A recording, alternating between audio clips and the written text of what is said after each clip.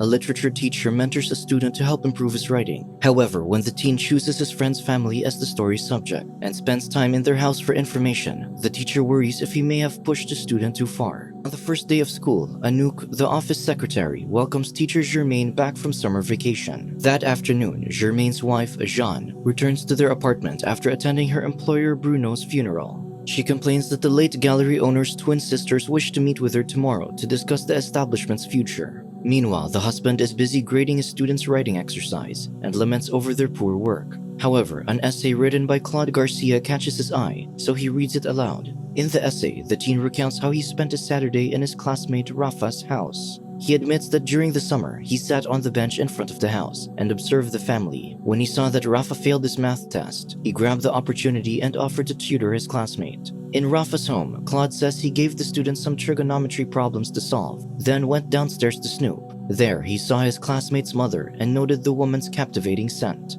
After Germain reads the story, he and his wife are intrigued. The next day, the teacher speaks to Claude after class and admonishes him for writing about his friend. When the student asks if he's let anyone else read the story, Germain lies, but says he could show the principal. Claude clarifies that he wrote it for the teacher and no one else. He adds that since he's good at math, he's decided to improve his writing. Germain asks him how Rafa would feel if he found out his friend wrote borderline inappropriate things about his mother, so he discourages the student from writing about his friend's family. Before the teen leaves, he hands the next writing assignment to the teacher. In the next chapter of the story, the teen recounts how he told Rafa that they should study in his house again that evening. Then, he explains that he chose the affable student because he often saw Rafa's parents pick him up after school last year. Since then, he's wondered what a perfect family's house looks like from the inside. That afternoon, Germain visits the art gallery where Jeanne works, and she asks for his opinion regarding the provocative artwork on display. She expresses her concern that the twins, who now own the establishment,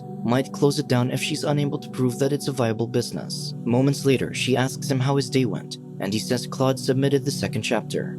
As the story continues, he and Rafa finally arrive at the house, where the guest sees Esther, the mother, holding a magazine and tape measure by the window. She greets the teens with kisses on the cheek and is delighted when she finds out Rafa got a B on his math test thanks to his friend. After she tells the teens to help themselves with snacks in the kitchen, she heads back to the window to continue measuring. Claude notes how the woman's dress shows off her curves. In the art gallery, Jeanne says she feels uncomfortable reading the teens' writing. She thinks Germain should inform either the principal or Claude's parents. The next morning, the teacher asks Anouk for the student's file, and he learns that his mother abandoned him, while his father is unemployed due to a disability. Later that day, Germain and the teen end their tutoring session with the man lending him books to read. In exchange, Claude hands him the next chapter. In the story, Rafa Sr., his friend's father, interrupts the teens to ask them if they'd like to watch a basketball game on TV later. Claude describes how he thinks the older man lathers up in the shower and remarks on how different he looks when he isn't wearing sweats. That evening, while watching the game, Rafa Sr. mentions how the opposing team has a Korean player and shares how the Chinese people he's met feel about Koreans. The teen says the man spent a few days in China years ago, but somehow considers himself an expert on the country's culture. Shortly after, Rafa Sr.'s boss, Maurice, calls to tell him to pick up their client Wang Li from the airport.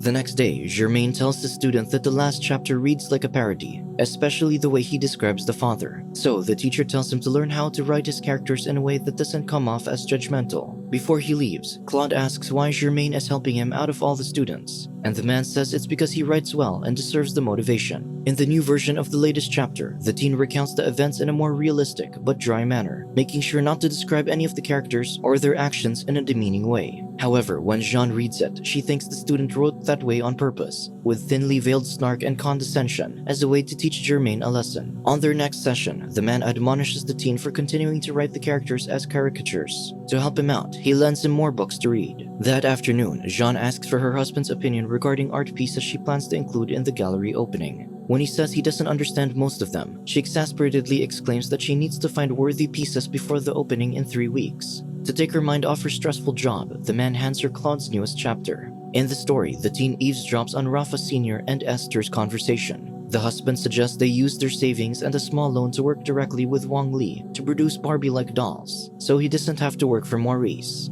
However, the woman says they already discussed they'd use part of their savings on house renovations, and she annoyedly walks away. Upstairs, Claude pretends he's admiring the artwork on the wall, and when the woman sees him, says he needs to head home soon because it's getting dark. Later, the student listens in on the couple's conversation in the bedroom. Esther thinks Rafa needs a real tutor because she doesn't like Claude hanging around the house. After Jean reads the chapter, she says the student reminds her of her cousin who always had the family dirt during reunions. When she kisses her husband, clearly initiating intimacy, the man doesn't pick up on her cues. The next day, Germain points out that his student's story lacks conflict, a major factor readers need to fully invest in written work. Before he leaves, Claude shares that he might not be able to continue writing because they have a math test on Thursday. If Rafa fails, his mother will have to get a real tutor, and he'll never be back in the house. The teen implies that the teacher could steal the test if he really wants Claude to keep writing. Germain says he can just use his imagination when writing about the family, but the student insists he needs to be inside the house for it to feel authentic. At lunch, the man tries to get Bernard, the math teacher, to divulge the contents of the upcoming test, to no avail. Later that day, Germain steals the test from Bernard's locker and photocopies it. Before the test, Claude shows Rafa the copy with answers on it, to the friend's delight. In the next chapter, Rafa eagerly shows his test results to his parents, and Esther, in particular, is thankful to Claude for his help. Then, the father and son invite the student to play basketball with them on Saturday. Claude declines, but notes the disappointed look on his friend's face. As he's about to leave, Rafa asks if Germain gave him the test. When the teen feigns ignorance, the friend warns him about the teacher because he's heard that his wife owns an adult store in town. After reading the chapter, Jean asks why she and her husband are now part of the story. She asks if the part about Germain stealing the test was true and admonishes the man when he doesn't deny the allegation. He says he had to do it so his student keeps tutoring Rafa. On Saturday, the teen waits for the father and son to leave for their basketball game before ringing the doorbell and telling Esther that he's there to retrieve a book. However, Claude knows it isn't there because it's in his house. The student compliments the woman's earrings and says his mother had a pair just like them. When he mentions that his mother left when he was 9, he's aware that it'll elicit sympathy from Esther. Then, she takes him to the kitchen for a drink, and they talk about the artwork in the hallway. Claude knows he needs to leave before the father and son return, because they might not take too kindly to him spending time alone with the woman. After reading, Jean worries the student's increasingly bold behavior might get him in trouble with Rafa and his father. However, Germain believes the teen's just making his stories up. During the next tutoring session, Claude keeps Rafa busy with math problems so he can snoop in the couple's bedroom. There, he finds an x-ray of the woman's spine as well as anti-anxiety medication. Suddenly, the couple returns and the teen eavesdrops on their conversation in the kitchen. The man shares an update on his problems with Maurice at work. With the latest chapter, Jean concludes that Esther isn't doing well because she feels neglected, since her husband prioritizes his job. The next day, Germain points out that Esther takes up too much of the student's story. Claude explains that his character desires the woman, and Rafa and his father are now the sources of conflict. The teacher says that the teen still doesn't know if he's writing a middle-class satire, a parody, or a coming-of-age story. Before they end the session, the man tells him to stop mocking Esther, who's old enough to be his mother. Later that day, twins Rosalie and Eugenie head to the gallery, where Jean shows them a collection from a Chinese artist. When she gets home, she finds her husband reading the latest installment in Claude's story. The teen joins the family celebratory dinner for Rafa's high test score. He mentions Germain, and Esther says her son told her the teacher always seemed bitter. Claude says the man is bitter because he wants to write for a living, but lacks the talent. As Jean reads the line, she asks her husband if he isn't offended by what his student wrote, but Germain agrees with what Claude said.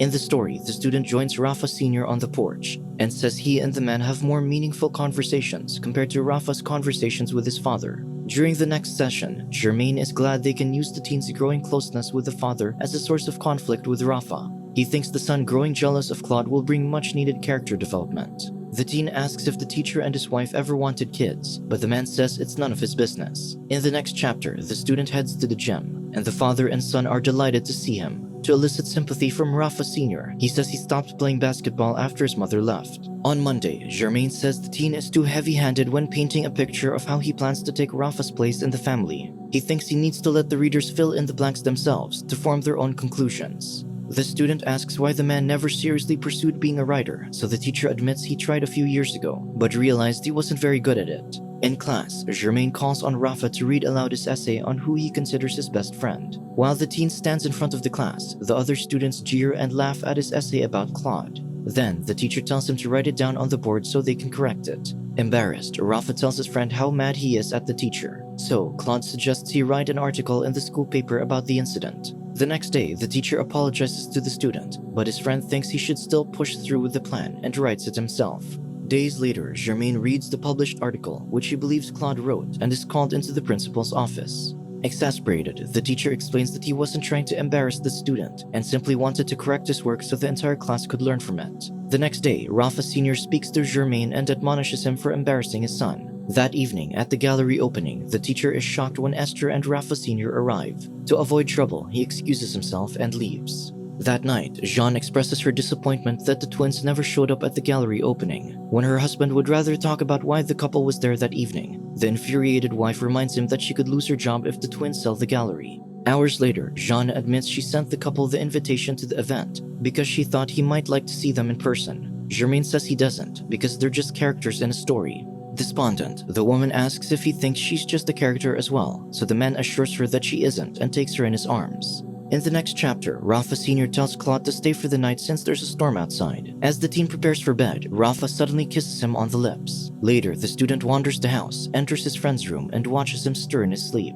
The next day, Claude says he included the kiss to flesh out Rafa's character, and because he thought Germain might like it. The teacher reminds him to write according to his own desires, and not what he thinks the teachers are. In the revision, Claude sneaks into the parents' room instead, where he imagines the couple making love. After reading the latest chapter, Jeanne asks her husband if he desires a student, since they stopped making love when he started mentoring him. The man explains that he simply sees that Claude has a gift and wishes to help him reach his full potential. On Saturday, the teen spends time with Esther by the porch. When she stands up, she touches her back and says she still feels pain despite getting surgery. As they move to the bench, he watches her face and admires her beautiful features. Days later, Claude listens to the couple argue after Esther learns Rafa Sr. took a client to a gentleman's club. After the man storms off to the porch, the teen sneaks into the living room to hand the woman a piece of paper. The next day, while he's alone with the woman in the kitchen, she thanks him for the poem he wrote her. Then, the teen imagines Germain entering the room to give him notes on his writing. However, despite the man's argument that starting an affair with Esther isn't the best way for the story to go, the teen kisses the woman. Unbeknownst to him, Rafa sees them from the hallway. Later, while Claude and the woman are in the living room, they hear a noise from upstairs.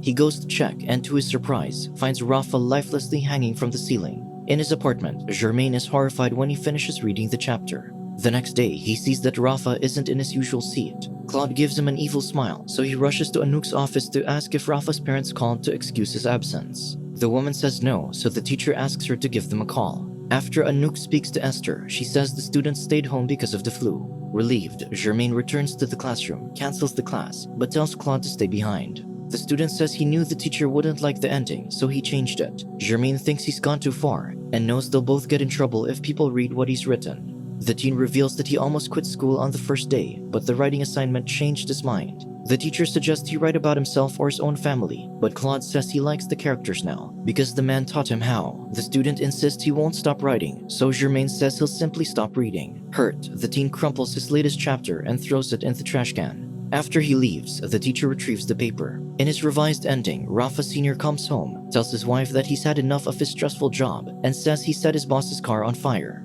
Seconds later, Esther reveals that she's with child, to the man's delight. Then, Rafa arrives and says he'd like a real tutor because he doesn't want to see Claude anymore. The next day, Germain finds the injured Claude on the basketball court after Rafa confronts him for kissing his mother. The teacher admits to reading the rest of his story, but says the happy ending doesn't work.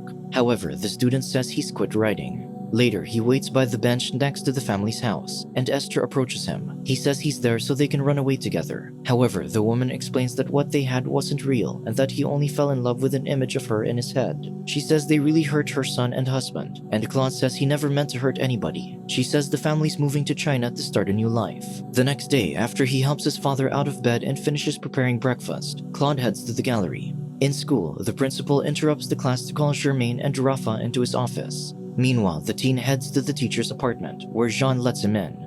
Later, the man returns home, where his wife hands him Claude's last chapter. In the story, the student spots a book Germain wrote, and she says he can keep it. During lunch, Jean lets slip that she's read his work, and says that Esther never would have left Rafa Sr. despite the rough patch. Claude asks why she and Germain never had children, and she says they just never thought about it. However, the teen lies and says her husband said the reason why they never had children was because she was infertile. Suddenly, the phone rings, and the woman learns that the school suspended Germain because Rafa told the principal about the math test. As the teacher finishes reading the story, the last few lines cause him to believe that something might have happened between his wife and the student. He heads to the bedroom where Jean is packing her suitcase. She says she's leaving him because the gallery and their marriage are both failures. However, the man is convinced she slept with Claude. He pushes her down on the bed and threatens to strangle her. Fortunately, the woman hits him on the head with a heavy book. Days later, Claude joins a disheveled Germain on a park bench and says he liked the love story in the man's book. Then, as they observe the many apartments and the buildings in front of them, they begin making up stories about the colorful characters inhabiting each one. Subscribe to watch more videos like this, turn on notifications and leave a like to help the channel out. Thank you for watching.